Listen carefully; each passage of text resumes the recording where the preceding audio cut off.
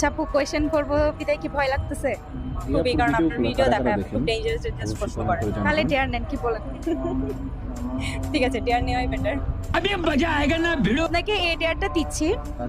আপনি আপনার একটা ফিমেল বেস্ট ফ্রেন্ড আছে, হ্যাঁ, বেস্ট ফ্রেন্ড আছে।